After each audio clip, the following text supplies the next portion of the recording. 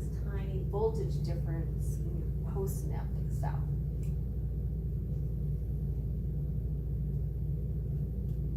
What ion's gonna be responsible? Sodium. And why does sodium come in? Just with the action potential. Yep, it's gonna be the action potential. Why can't sodium just come in anytime it wants? Got your little gated channels, right? And what causes them to open?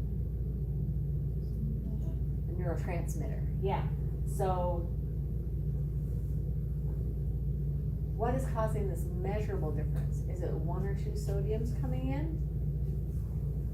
Does 1 sodium come in and cause 1 MEP?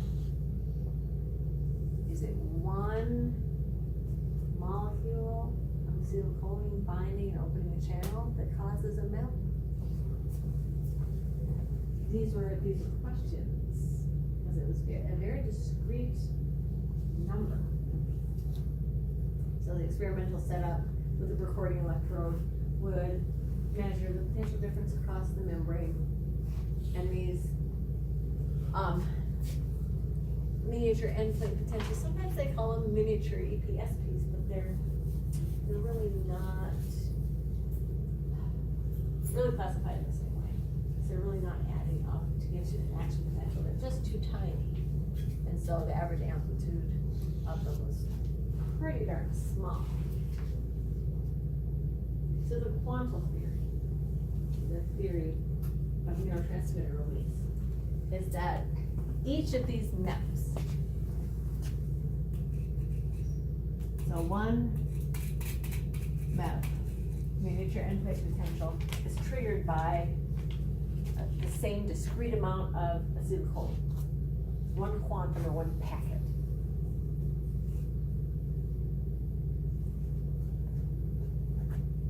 That way it's very repeatable.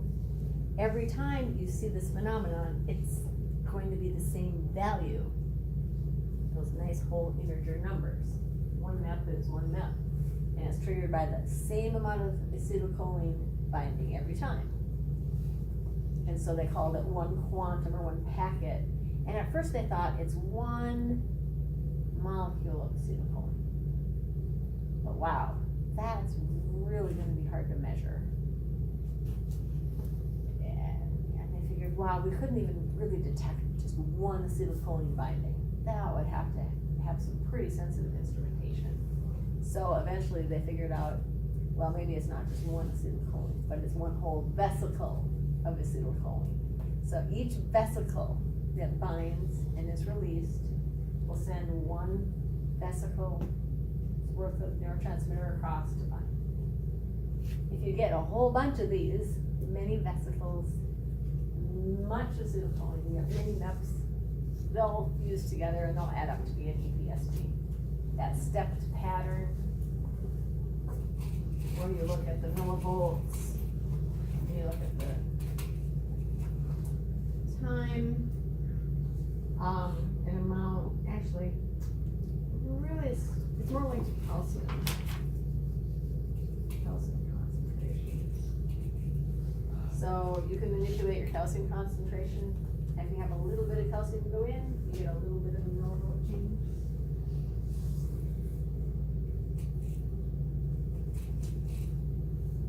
So 1, 2, 3.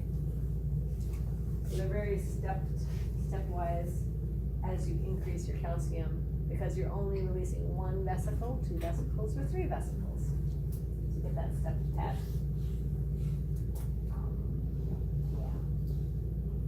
So experimentally, to figure this out, you just manipulate your calcium levels, and that will then help you really control how your vesicles are being released. That's what they figured out.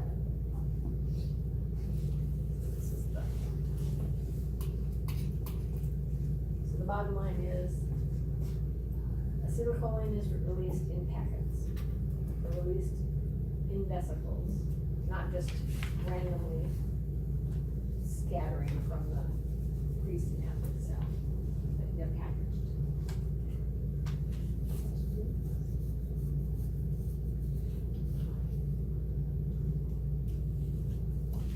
There's an experimental setup, and you have a really low calcium in the bath so that you can introduce the right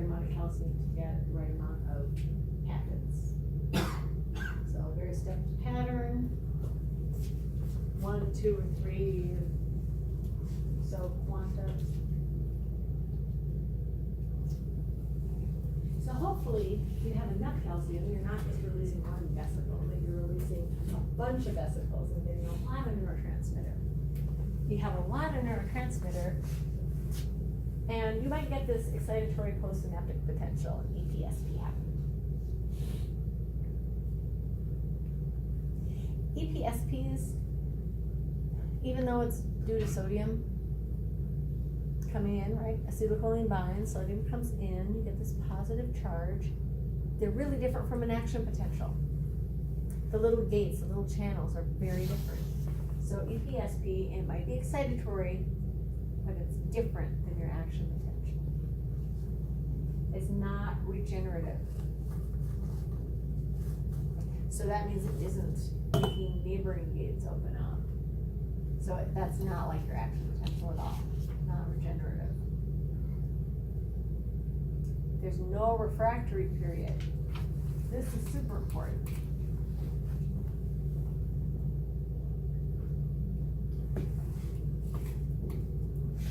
This is especially important when we get to threshold there. And you have different channels from your action potential, and you can often get sodium and potassium going in and out of the same channel. So the channel setups are a lot different than your action potential channels. They're also voltage sensitive. And the whole point, you have enough of an EPSP, it'll bring your cell past threshold, and you get a true depolarization, and you get sodium coming in different channels. So how's a lack of a refractory period going to help get you past threshold? Why are these definitely linked? Remember what the refractory period is? Is it so you have enough time to build up the potential? Yeah, you need these gates. They open, they let some sodium in. If they're stimulated, they'll open instantly and get even more positive charge in. You want to build to threshold. If they had a refractory period, they'd stay shut for a while. They couldn't open, and who knows how hard it would be to build up to threshold. So no refractory period. They can keep opening, keep getting calcium, sodium in, so that you get this EPSP building. Kicks you past threshold. Now you get your new channels opening, and you can start moving it down the axon. Yep. Okay. Questions? Totally different types of channels with different properties. That's something you're gonna have to think about. Remember, properties of channels responsible for the EPSP compared to an action potential. You should be able to compare and contrast them. Okay. So excitatory inputs, you have a stimulus coming in, it's positive, so there's your positive EPSP. Wasn't quite enough to get you to threshold.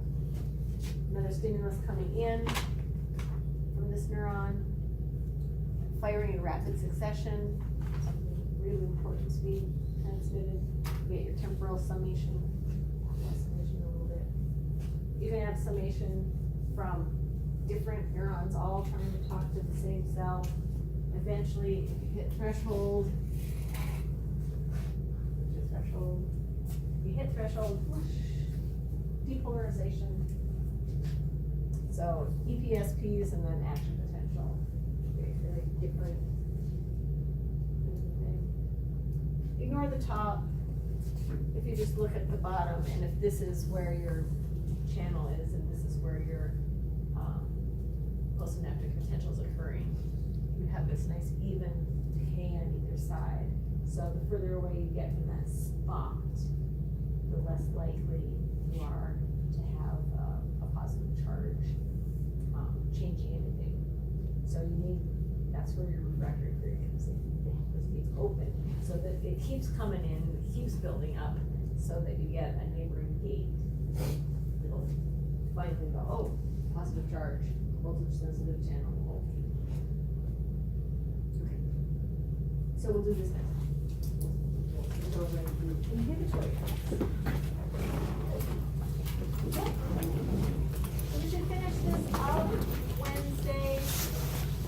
Johnson,